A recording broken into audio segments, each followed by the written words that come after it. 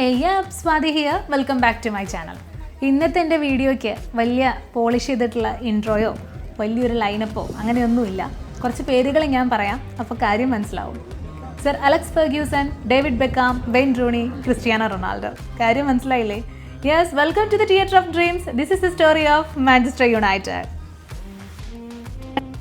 ഈ ഒരു ചെറിയ വീഡിയോയിൽ പറഞ്ഞു തീരാവുന്ന സ്റ്റോറീസോ ഹിസ്റ്ററീസോ അല്ല മാൻ യുണൈറ്റഡിനുള്ളതെന്ന് എനിക്കറിയാം. അത് പറയാനല്ല ഈ വീഡിയോ, ഒരു ഫ്രണ്ട്ലി മാച്ച് കാണാൻ വന്ന കഥയാണ്. അതായത് മാൻ യുണൈറ്റഡും ഫിയോറന്റീനയും തമ്മിലുള്ള ഒരു ഫ്രണ്ട്ലി മാച്ച്. വേറൊരു ഫ്രണ്ട്ലി മാച്ച് കാണാനുള്ള തിരക്കാണത്. എത്രയോ ദിവസങ്ങൾക്ക് മുന്നേ ടിക്കറ്റ്സ് ഒക്കെ സോൾഡ് ഔട്ടാണ്. ഒരു ഫ്രണ്ട്ലി മാച്ചിന് ഈ തിരക്കുണ്ടെങ്കിൽ സിറ്റിയും യുണൈറ്റഡും തമ്മിലുള്ള മാച്ചിൻ്റെ ഒരു അവസ്ഥ നിങ്ങൾ ആലോചിച്ച് നോക്കൂ. ഒരു മാച്ച് തുടങ്ങുമ്പോൾ ഉള്ള ലൈനപ്പോ അല്ലെങ്കിൽ കിക്ക് ഓഫ് ഒന്നും നിങ്ങൾ ഈ വീഡിയോയിൽ പ്രതീക്ഷിക്കരുത്. കാരണം അതെനിക്കും കാണാൻ പറ്റിയില്ല. ഞാൻ കുറച്ച് ലേറ്റായിട്ടാണ് ഗാലറിയിലെത്തിയത്.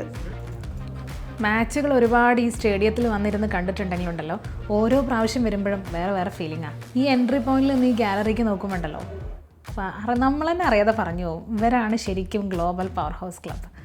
സർ അലക്സ് ഫെർഗ്യൂസൻ്റെ റിയൽ റെഡ് ഡെവിൾസ്. എൻ്റെ അമ്മ, ഇത് പറഞ്ഞാൽ നിങ്ങൾക്ക് മനസ്സിലാവുമെന്നറിയില്ല. I'm telling you guys, നിങ്ങളൊരു ഡൈ ഹാർഡ് ഫാനാണോ യുണൈറ്റഡിൻ്റെ?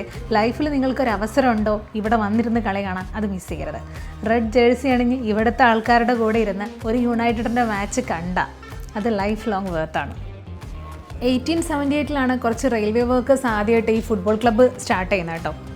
പിന്നെ 1902 ആയപ്പോഴാണ് ഇവർ മാഞ്ചസ്റ്റർ യുണൈറ്റഡ് എന്നുള്ള പേര് സ്വീകരിച്ചിട്ട് ആ പേരിൽ എസ്റ്റാബ്ലിഷ് ചെയ്യുന്നത്. അവിടുന്ന് ഒരു 5-6 വർഷം കഴിഞ്ഞപ്പോൾ അവർ ഫസ്റ്റ് ലീഗ് വിൻ ചെയ്യുകയും ചെയ്തു. അപ്പോൾ ഇവിടെ മുതലാണ് മാഞ്ചസ്റ്റർ യുണൈറ്റഡിൻ്റെ ഒരു ഹിസ്റ്ററി സ്റ്റാർട്ട് ചെയ്യുന്നത്.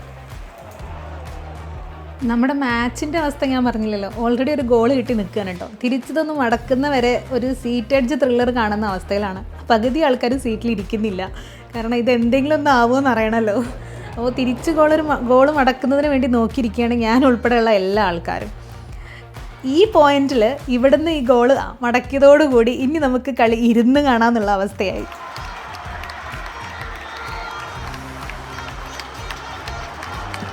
ഞാൻ ഇനി പറയാൻ പോകുന്ന കാര്യമായിട്ട് ഈ മാച്ചിന് യാതൊരു ബന്ധമില്ല കേട്ടോ. ഒരവസരം കിട്ടിയപ്പോൾ പറയുന്നതേ ഉള്ളൂ. ഫുട്ബോൾ തട്ടാത്ത ഒരു മലപ്പുറംകാരും ഇന്ന് കേരളത്തിലില്ല എന്നാണ് ഞാൻ വിശ്വസിക്കുന്നത്. ഞാനൊരു മലപ്പുറംകാരിയാണ്. ഞാൻ എൻ്റെ ലൈഫിൽ ആദ്യത്തെ ഫുട്ബോൾ മാച്ച് കാണുന്നത് ഞങ്ങളെ നാട്ടിലത്തെ ഒരു LP UP സ്കൂളിൻ്റെ ഗ്രൗണ്ടിലെ ഗാലറിയിൽ ഇരുന്നിട്ടാണ്. അത് എൻ്റെ അച്ഛൻ കളിക്കുന്ന ഒരു ഫുട്ബോൾ മാച്ച്. ഞാൻ പറഞ്ഞു വരുന്നത് എനിക്ക് എത്രത്തോളം പേഴ്സണലാണ് ഈ ഫുട്ബോൾ എന്നുള്ളത്. ഇവിടെ നിന്നിങ്ങനെ നോക്കുമ്പോൾ നിങ്ങൾക്ക് മനസ്സിലാവുന്നുണ്ടോയെന്ന് അറിയില്ല. 74,000-ലധികം ആൾക്കാർക്ക് ഇരിക്കാൻ പറ്റിയൊരു സ്റ്റേഡിയമാണത്. ഈ സ്റ്റേഡിയം കംപ്ലീറ്റ്ലി ബിൽഡ് ചെയ്തിരിക്കുന്നത് റെഡ് ബ്രിക്സ് കൊണ്ടാണ്.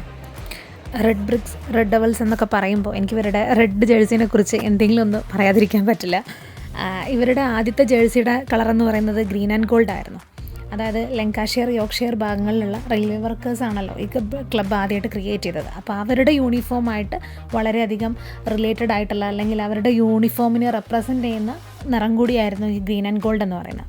പിന്നെ മാൻ യുണൈറ്റഡ് എന്നുള്ള പേര് മാറ്റിയതിന് ശേഷമാണ് നമ്മൾ ഇന്ന് കാണുന്ന റെഡ് കളർ ജേഴ്സിയിലേക്ക് ഇവർ മാറുന്നത്. ഈ റെഡ് കളർ ജേഴ്സി എന്ന് പറയുമ്പോൾ അത് ഇവരുടെ റെസിലിയൻസിനെയും വർക്കിംഗ് ക്ലാസ് മാഞ്ചസ്റ്റർ ആയിട്ടുള്ള കുറച്ച് ഗ്രൂപ്പ് ഓഫ് പീപ്പിളിനെയാണ് അത് റെപ്രസെൻ്റ് ചെയ്യുന്നത് എന്നാണ് പറയാറുള്ളത്. പക്ഷേ ഇന്നും ലോക ഫുട്ബോൾ എടുത്തു കഴിഞ്ഞാൽ ഏറ്റവും കൂടുതൽ ഫാൻസ് ഉള്ളതും ഏറ്റവും കൂടുതൽ ആളുകൾ പറയുന്നതും ഒരു ഐക്കോണിക് ജേഴ്സി ആയിട്ട് പറയുന്നതും ഇന്നും മാൻ യുണൈറ്റഡിൻ്റെ ഈ റെഡ് കളർ ജേഴ്സി ആണെന്നുള്ളതാണ് വേറൊരു സത്യം. ഈ സ്റ്റേഡിയത്തിലിരുന്ന് മാച്ച് കാണുമ്പോഴൊക്കെ എനിക്ക് തോന്നിയിട്ടുള്ളൊരു കാര്യമുണ്ട്. ഇവർക്ക് അറിയുന്ന അത്ര ഫുട്ബോൾ നോളേജ് വേറെ രാജ്യക്കാർക്ക് ഉണ്ടോ എന്നുള്ളത് എനിക്ക് സംശയമാണ്. കാരണം എന്താണെന്നറിയോ, വളരെ ചെറുപ്പം മുതൽ ഇവിടുത്തെ കുട്ടികൾക്കും കിട്ടി വരുന്ന ഒരു എക്സ്പോഷർ ഉണ്ട് ഫുട്ബോളിന്. അത് വളരെ വലുതാണ്. നമ്മളെ നാട്ടിൽ പാടത്തും പറമ്പിലും അല്ലെങ്കിൽ മാക്സിമം പോയ ടർഫിലും പോയി കളിയും കണ്ട്, അല്ലെങ്കിൽ സ്കൂളിൻ്റെയോ അല്ലെങ്കിൽ ചെറിയ സ്റ്റേഡിയത്തിൻ്റെ ഗാലറിയിൽ ഇരുന്ന് കളി കാണുന്ന പോലെയല്ല. ഇവിടുത്തെ പിള്ളേർ കളി കണ്ടു വളരുന്നത് തന്നെ സിറ്റീൻ്റെയോ യുണൈറ്റഡിൻ്റെയൊക്കെ സ്റ്റേഡിയത്തിൽ ഇരുന്നിട്ടാണ്. മാച്ച് 1-1 നിന്നു. എക്സ്ട്രാ ടൈം ഒന്നും കൊടുത്തില്ല. ഡയറക്റ്റ് പെനാൽറ്റി ഷൂട്ടൗട്ടിക്ക് പോയി കേട്ടോ.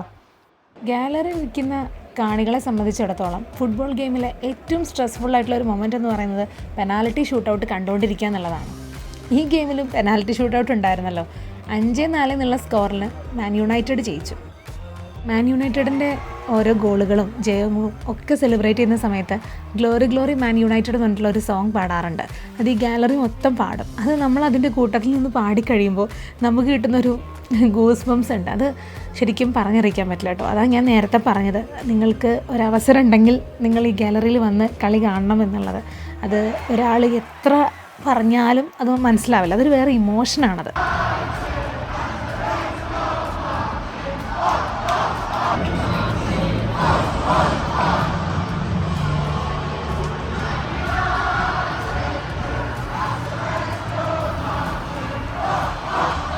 പെർഫോമൻസ് വൈസ് ടീമിൻ്റെ അവസ്ഥ കുറച്ച് മോശമാണെങ്കിലും ഇപ്രാവശ്യത്തെ സമ്മർ സീരീസിൽ ടീം ചെറിയൊരു സൂചന നമുക്ക് തന്നിട്ടുണ്ട്.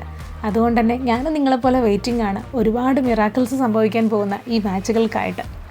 So until the next video, it's me, Abe Swadi here, signing off from Old Trafford Stadium. Don't forget to like, share, subscribe and drop a comment. Bye.